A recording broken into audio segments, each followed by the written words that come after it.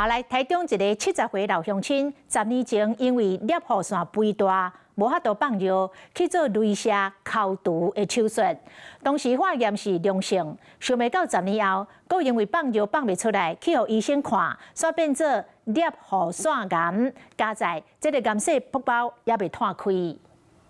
一位特別70歲阿伯，10年前因為攝護腺肥大做鐳射掛掉手術，想袂到10年後來互醫生看，竟然確診攝護腺癌。那它是一個屬於超音波的，就是進去把這個攝護腺整個把包含腫瘤一起都把它煮熟掉。醫師講，目前針對攝護腺癌的治療方式有傳統的手術、達文西放射線治療等等。